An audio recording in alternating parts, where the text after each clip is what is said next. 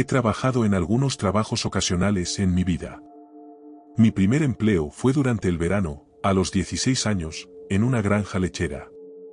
Lo odié completamente, y me desmotivó tanto que, cuando llegó el momento de buscar otro trabajo, no tenía ganas de intentarlo de nuevo. No recuerdo exactamente cómo me recomendaron ese primer empleo, pero al verano siguiente terminé trabajando como asistente de oficina para una fotógrafa autónoma.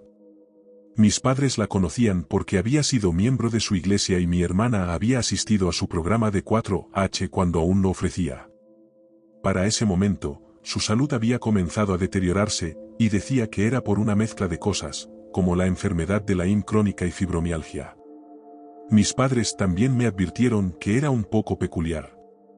Era muy religiosa y afirmaba haber tenido encuentros reales con demonios, incluso había participado en algunos exorcismos. Yo soy atea y escéptica, así que nunca me tomé en serio sus historias. Más allá de las cosas extrañas que solía contarme, era bastante inofensiva y el trabajo con ella no era difícil. Mi labor consistía básicamente en ingresar datos, ayudar a retocar sus fotos de manera mínima y agregar la marca de agua de su empresa antes de subirlas a un sitio donde sus clientes pudieran verlas y elegir las que querían comprar. Principalmente fotografiaba eventos ecuestres, doma, saltos en estadio y saltos a campo traviesa, y durante los primeros meses, mi oficina era su sala de estar. Eventualmente, me convenció de acompañarla a las competiciones, donde me entrenó como fotógrafo, y pronto empecé a tomar fotos junto a ella. No voy a mentir, el trabajo era aburrido, no soy precisamente un amante de los caballos. Pero las cosas no se pusieron raras hasta un año después, cuando aprendí de la peor manera que ella no era de quien debía preocuparme. Ella tenía 2 hijos, uno vivía fuera del estado, y el otro estaba en la marina. Este último, un tipo llamado Nate, era alguien de quien solo había oído hablar un poco. Estaba en algún lugar dentro del espectro autista, pero ella nunca me aclaró cuál era su diagnóstico exacto. Estaba convencida de que había sido dañado por las vacunas y que todas sus peculiaridades podían atribuirse a ellas. Cuando finalmente regresó a casa, lo conocí por primera vez mientras trabajaba en la sala de estar de su madre. Parecía un tipo agradable. Algo extraño, pero no preocupante. Estaba obsesionado con las películas, y como yo también soy un poco cinéfilo, cada vez que se asomaba por la sala para iniciar una conversación, siempre terminábamos hablando de películas que nos gustaban o que estábamos emocionados por ver. Debería mencionar que en ese momento yo tenía solo 18 años y él estaba en sus 30 y tantos. En algún momento, se le metió en la cabeza que yo estaba interesada en él, aunque nunca me lo dijo directamente. Tuve que enterarme a través de mis padres. Mi mamá trabajaba como secretaria en su iglesia, y Nate lo sabía. Supongo que mi jefa debió habérselo contado. Una tarde, Nate apareció en el escritorio de mi mamá y comenzó a hablar de mí con gran entusiasmo. Decía cuánto le gustaba conversar conmigo, que se divertía mucho, y que estaba planeando llevarme al cine y a su iglesia, además de otras cosas que quería hacer conmigo. Mi mamá estaba visiblemente incómoda, al igual que el pastor que escuchó la conversación, y cuando llegué a casa esa noche, me contó lo que había pasado y me sugirió que no le diera falsas esperanzas. Yo estaba completamente desconcertada porque no había hecho nada que pudiera malinterpretarse. Nunca hablamos de hacer planes juntos ni nada parecido. Mi incomodidad creció aún más cuando escuché una conversación entre él y mi jefa en la habitación de al lado. Nate hablaba de su experiencia en la marina, mientras ella comentaba sobre los peligros del Islam. En un momento, él dijo con un tono completamente serio, si por mí fuera, simplemente dispararía y mataría a cualquier musulmán que conociera, problema resuelto. Mi jefa solo se rió de su comentario como si no fuera nada, y algo en su tono realmente me dio escalofríos. Desde entonces, hice un esfuerzo por ignorarlo cuando estaba cerca y mantener las conversaciones al mínimo, siempre dejando claro que tenía trabajo que hacer. Eventualmente, Nate consiguió su propio lugar y se mudó de la casa de sus padres, así que pensé que el problema se había resuelto solo. Un par de años después, yo ya me había mudado y la empresa de mi jefa había cerrado. Para entonces, estaba trabajando en otro lugar. Seguía siendo amiga de mi jefa y de Nate en Facebook, y fue alrededor de ese tiempo cuando finalmente me atreví a decir abiertamente que era atea, algo que no podía hacer mientras vivía con mis padres. Una noche, mi antigua jefa me envió un mensaje preguntándome sobre un anillo que llevaba en el dedo. Era un anillo negro con una estrella blanca sólida en el centro de un círculo negro. Ya imaginándome por dónde iba la cosa, le dije que solo era un anillo. Al día siguiente, Nate me envió un mensaje diciendo que tenía que ir a su iglesia con él. Le dije que no, y los mensajes que recibí después fueron poniéndose cada vez más agresivos. Pasó de pedírmelo a exigírmelo. Me dijo que estaba perdida y que no encontraría las respuestas que necesitaba si seguía viviendo la vida que llevaba. Finalmente, llegó a decirme que consideraba repugnante que usara un pentagrama y que eso me abría las puertas a ser poseída. Sabiendo que discutir con él tendría aún menos sentido que hacerlo con su madre, decidí bloquearlo a él y a ella, decidiendo que estaba harta de los dos. Fue entonces cuando comenzó a aparecer en mi lugar de trabajo. Siempre recorría toda la tienda hasta encontrarme, y una vez que lo hacía, me acorralaba y no dejaba de hablarme, sin importar cuántas veces intentara esquivarlo o decirle que tenía que volver a trabajar. Con el tiempo, los gerentes se dieron cuenta y empezaron a interceptarlo cada vez que aparecía. Como no ganaba lo suficiente para pagar la renta con ese trabajo, tuve que conseguir otro empleo en un pueblo cercano. A la semana de empezar en mi segundo trabajo, él apareció ahí también. Esta vez les conté a los gerentes quién era, y desde entonces, cada vez que se presentaba, me permitían esconderme en el cuarto de atrás, detrás de una puerta cerrada, mientras apresuraban su pedido y lo sacaban de la tienda. Durante uno de esos tantos encuentros, mientras estaba escondida en el cuarto de atrás, uno de los gerentes estaba conmigo ingresando datos en la computadora, y ambos escuchamos a Nate gritando en nuestra dirección. «Sé que me recuerdas». Ese fue el colmo para ellos, y le dijeron que no era bienvenido en el lugar. Después de eso, dejaron de aparecer en mi otro trabajo por un tiempo, lo cual fue un alivio. Pasaron unos años y ya me estaba acostumbrando a no tener que mirar constantemente sobre mi hombro o revisar el estacionamiento buscando su camioneta. Pero un día, reapareció. Estaba revisando una sección por la que yo pasaba cuando me vio y me miró con ojos desorbitados, como venado frente a los faros de un auto. Me dirigí de inmediato a la sala de descanso porque el simple hecho de verlo me dio miedo. A partir de ese momento, comenzó a aparecer regularmente. Siempre encontraba formas de esquivarlo y evitarlo, pero él finalmente me veía y sabía que seguía allí. Estaba debatiendo si debía contárselo a los gerentes porque, en ese momento, él no había hecho nada concreto, y decir algo solo porque estaba nerviosa no me parecía correcto. Llámame cobarde o ingenua, pero esa era mi forma de pensar. Y lo que ocurrió después me hizo arrepentirme de no haber hablado antes. Era inevitable que pasara en algún momento, pero una noche logró atraparme mientras estaba en el mostrador de servicio al cliente.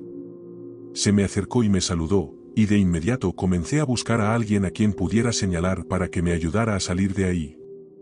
Pero antes de que pudiera decir una palabra, él dijo algo que me hizo sentir un nudo en el estómago. «¿Cómo está tu pequeña? Tiene 3 años ahora, ¿verdad?» Lo miré, horrorizada. Lo tenía completamente bloqueado de todas mis redes sociales. Su número también estaba bloqueado. Vivía en una dirección nueva y no había vuelto a ver ni hablar con su madre desde que me confrontó por mi anillo. No les había dicho a ninguno de los dos que ahora era madre ni que estaba casada, y no era amiga de nadie que los conociera, pero él lo sabía. «¿Y cómo está tu esposo?», preguntó cuando no respondí. «Bien, está bien», dije, intentando reforzar la idea de que no estaba disponible para él y que no quería tener nada que ver con él. «¿En dónde trabaja?», añadió. En ese momento, sentí que me iba a desmayar. Afortunadamente, otro empleado se acercó para recoger algunos artículos que iban a ser reubicados, y aproveché para salir de ahí. Mientras me alejaba, él me gritó detrás. «Nos veremos de nuevo. Hablaremos. Saldremos a hacer algo juntos.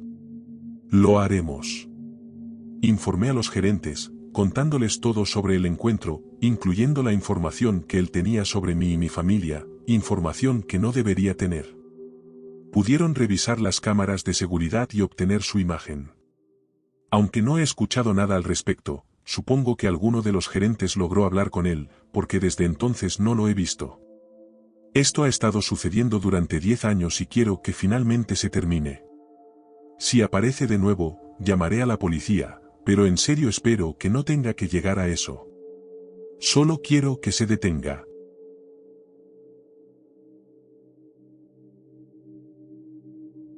Hace un par de años, pasaba la mayor parte del tiempo patinando.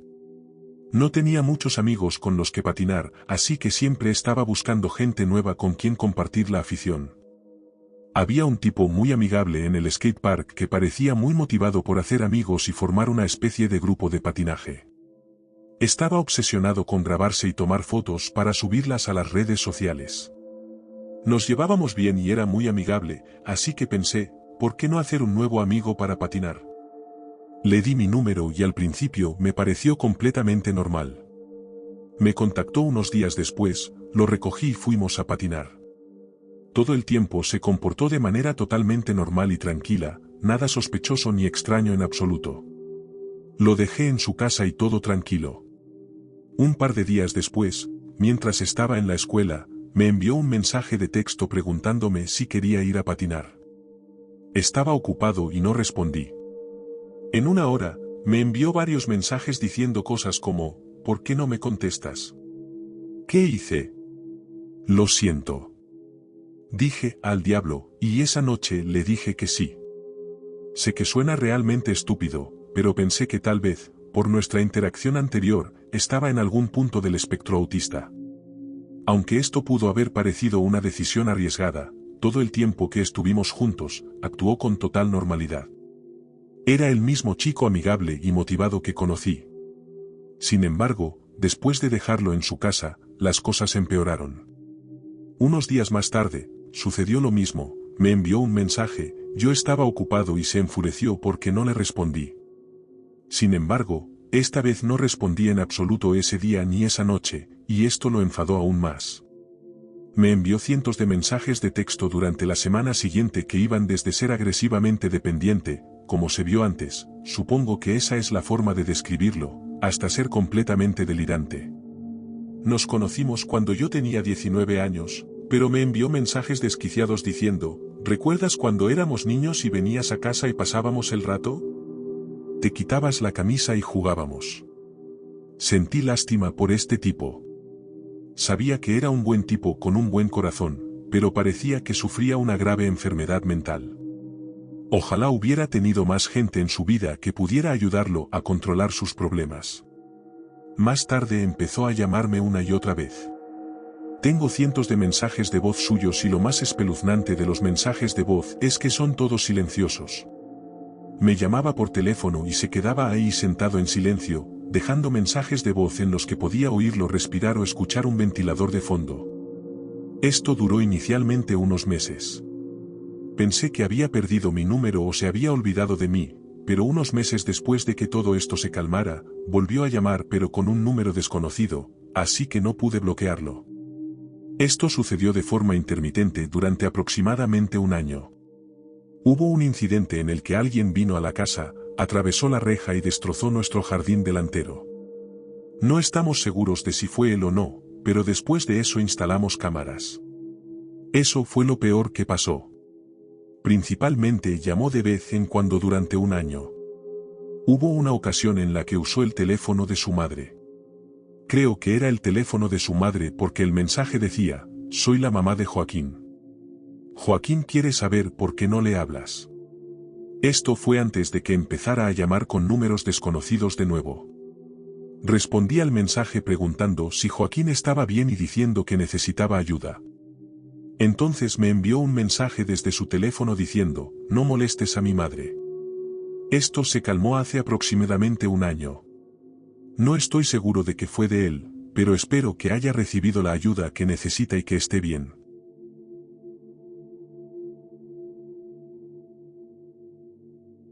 De niña, tuve una infancia bastante feliz. Antes del divorcio de mis padres, vivíamos en una casa grande y antigua con un enorme patio trasero y una piscina nueva. Era la hija del medio, con 2 hermanos, así que éramos la típica familia suburbana. En mi calle vivían personas muy diversas, pero la nuestra era una de las pocas casas con niños. Al lado vivía una pareja de ancianos con un montón de perros, y al otro lado de la calle, otra pareja de ancianos a los que les encantaba hacernos bromas a mi hermano mayor y a mí. Eran geniales, la verdad. Y junto a ellos vivía el tipo del que trata esta historia, Miguel. Miguel era un tipo solitario. Vivía solo y solo lo veíamos cuando paseaba a su perro o sacaba la basura, lo cual era raro. La mayoría de la gente de mi calle se conocía muy bien, pero nadie conocía realmente a ese tal Miguel. Casi nunca veía luces encendidas en su casa, y por lo que mi hermano mayor recuerda, nunca estaba por ahí como los demás vecinos. Y no es que no estuviera en casa, porque su Jeep Wrangler, muy bonito por cierto, siempre estaba estacionado en su diminuto camino de entrada, a menos que estuviera trabajando. Una noche, estaba en el comedor con mis padres jugando a algún juego de mesa cuando llamaron a la puerta. El barrio no era para nada peligroso, así que mis padres solían dejar la puerta sin llave hasta que se iban a dormir y rara vez se negaban a abrirle a alguien. Mi papá se dio cuenta de que era Miguel e inmediatamente abrió la puerta, siendo un vecino amable, y lo invitó a pasar a tomar una cerveza, aunque nunca habíamos socializado realmente con él. Así que Miguel se sentó y recuerdo estar sentada frente a él, junto a mi papá, súper tímida e incómoda porque, honestamente, ese tipo siempre me dio mala espina. Miguel les dijo a mis padres que sabía que mi mamá trabajaba para una empresa de remodelación de viviendas. No era raro que lo supiera. El auto de empresa de mi mamá tenía el logotipo por todas partes y siempre estaba estacionado en nuestra entrada. Miguel quería saber cuáles eran sus precios, etc. Mi mamá empezó a darle la charla de ventas y yo me aburrí de la conversación de adultos y me fui a ver a mi hermano jugar a su juego de skate Tony Hawk en su Xbox. Miguel se quedó probablemente alrededor de una hora y terminó yéndose con un amistoso apretón de manos y un agradecimiento por la cerveza. Mi mamá y mi papá intercambiaron miradas confusas una vez que cerraron la puerta tras él y mi papá comentó que eso había sido súper aleatorio y que el tipo tenía una vibra extraña, pero tanto él como mi mamá lo achacaron a que era un solitario y no tenía las mejores habilidades sociales. Después de este encuentro, mi mamá comenzó a ver a Miguel por todas partes, y quiero decir en todas partes. Esto era un gran cambio con respecto a antes, cuando lo veíamos literalmente en ninguna parte, excepto delante de su casa o paseando a su perro. Y ni siquiera es como una de esas cosas que pasan cuando te compras un auto nuevo y de repente todos los autos que ves son iguales al tuyo. Vivo en una comunidad muy unida, en un pueblo pequeño, y es difícil salir sin ver a alguien que conoces y todo el mundo es súper amable y te saluda aunque no se conozcan bien. Lo que quiero decir es que si mi mamá hubiera visto a Miguel en público antes, lo habría recordado. Empezó a verlo en lugares comunes como el supermercado, el centro comercial, las gasolineras o en sus ocasionales viajes al banco. Luego, a medida que pasaban las semanas, se dio cuenta de que cada vez que salía de casa en su auto para ir a algún sitio, el Jeep rojo de Miguel la seguía inmediatamente, como si estuviera esperando a que saliera para subirse a su auto y seguirla.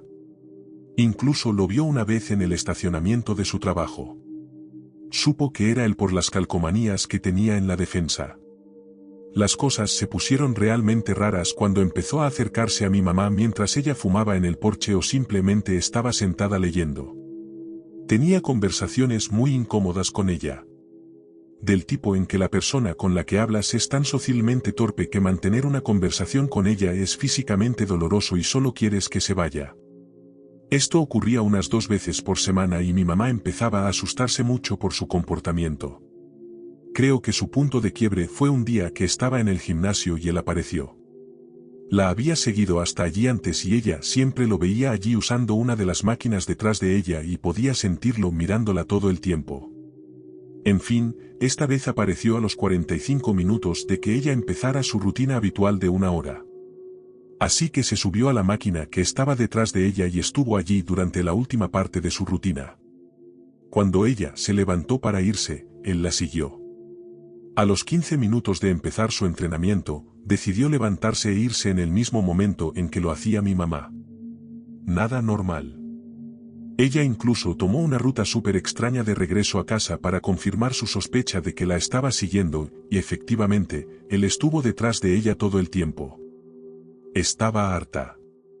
Volvió súper asustada y le dijo a mi papá que la próxima vez que hiciera esa estupidez lo iba a enfrentar y con suerte lo iba a ahuyentar. Unas semanas después de este incidente, las cosas se habían calmado casi por completo. Mi mamá empezó a pensar que se había fijado en otra cosa o que se había dado cuenta de que estaba siendo un bicho raro. Una noche me desperté tarde y fui a la cocina a tomar un vaso de agua. Debían de ser al menos las 12 de la noche para una niña de 10 años porque mis padres estaban dormidos y la única luz encendida en la casa era una pequeña lámpara que teníamos encima del piano en el comedor. Para ir de mi habitación a la cocina, tenía que pasar por el comedor, el mismo que daba a nuestro porche delantero y a la casa de Miguel, al otro lado de la calle. Debo mencionar que también hay un enorme ventanal en el mismo lado del comedor que da a la calle, así que, de camino al comedor, miré a mi izquierda solo para echar un vistazo al exterior. Lo que vi, nunca lo olvidaré. Era Miguel, sentado en nuestro porche, en una de nuestras sillas, mirando hacia mi casa a través del enorme ventanal. Los dos nos dimos cuenta de que nos veíamos al mismo tiempo, sus ojos se abrieron de par en par, se levantó de un salto y corrió a su casa, al otro lado de la calle. Estaba tan aterrorizada que ni siquiera se lo dije a mis padres. Lo sé, es una tontería, pero solo tenía 10 años y tenía miedo de que mis padres no me creyeran, o peor aún, que me creyeran y que mi papá fuera allí y le diera una paliza a Miguel. Hice lo posible por olvidarlo. A partir de entonces, nunca más molestó a mi mamá y mis padres se divorciaron unos 2 años después y nos mudamos de esa casa. Y él nunca llegó a remodelar su casa. Aunque ya no vivo allí, espero no volver a ver a Miguel nunca más.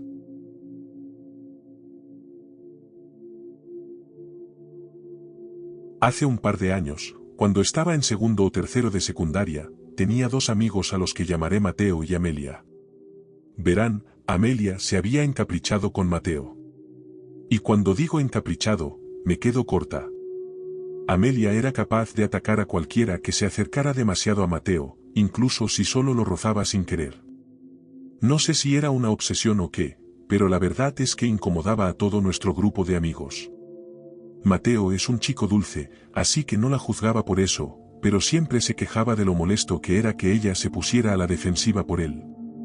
No había pasado ni un año desde que Mateo y Amelia se conocieron cuando las cosas se pusieron realmente raras. Cuando estaba con él, notaba que Amelia me miraba fijamente si me acercaba demasiado a Mateo o incluso si lo tocaba. Debo decir que en ese entonces estaba empezando a darme cuenta de que era lesbiana, así que obviamente no me sentía atraída por Mateo ni mucho menos coqueteaba con él.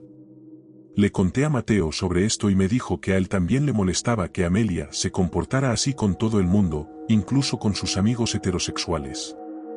Así que Mateo y yo empezamos a evitar a Amelia y dejamos de invitarla a salir con la esperanza de que se rindiera y nos dejara en paz. Era una estupidez, lo sé, pero teníamos 13 años y no sabíamos cómo tener conversaciones serias.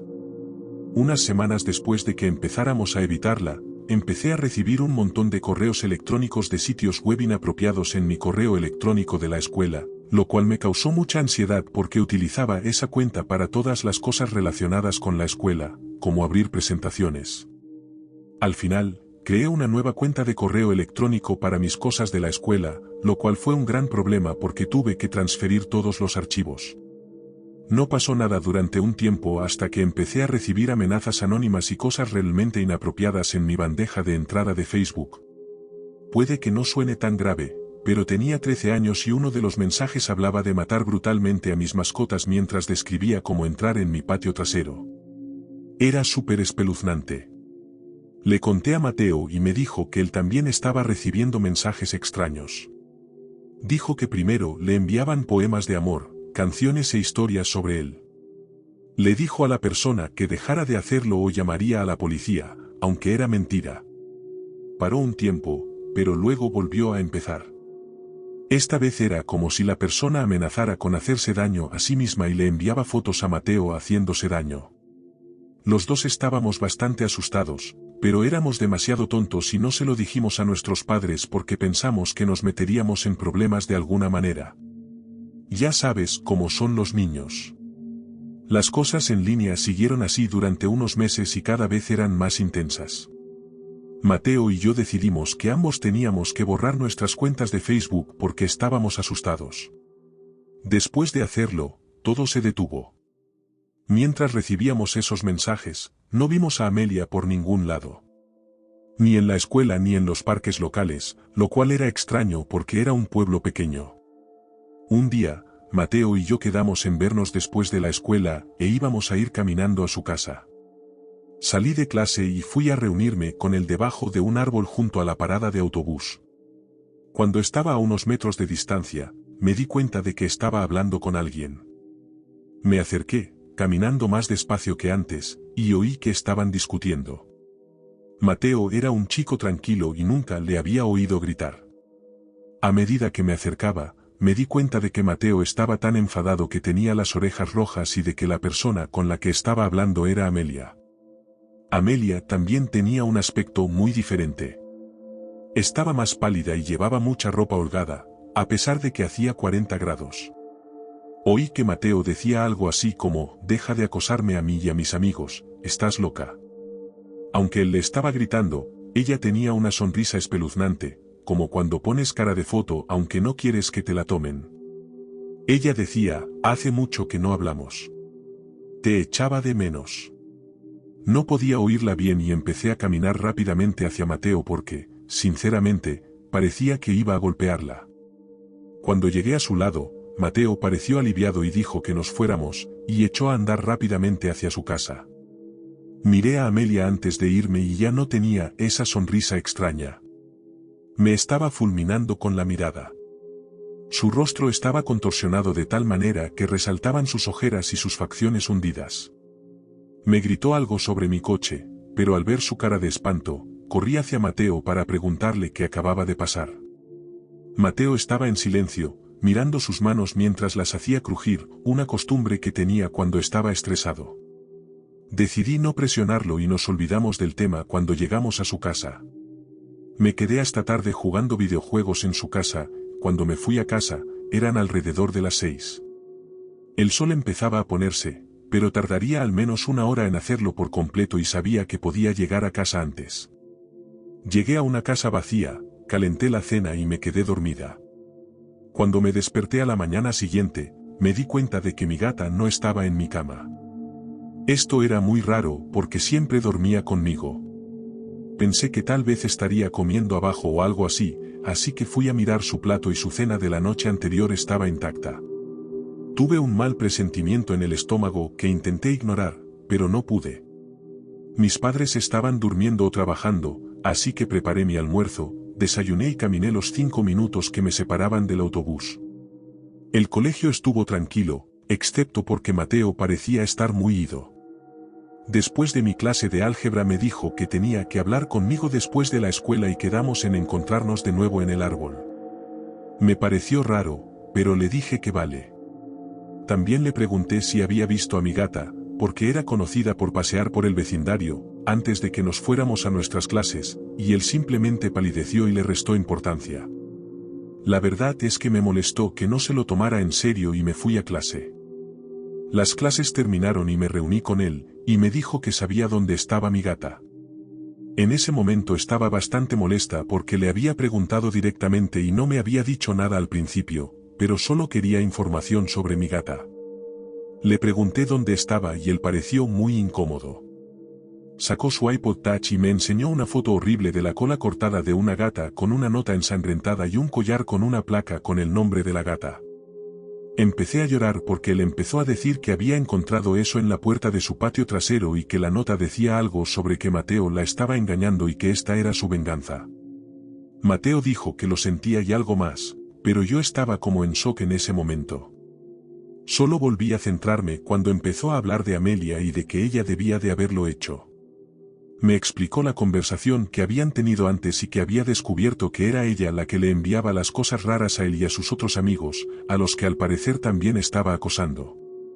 Dijo que Amelia le había contado que yo era la novia de Mateo y que iba a vengarse de mí. Recuerdo que el día que fui a casa de Mateo, ella dijo algo sobre mi gata. En ese momento, los dos estábamos realmente asustados.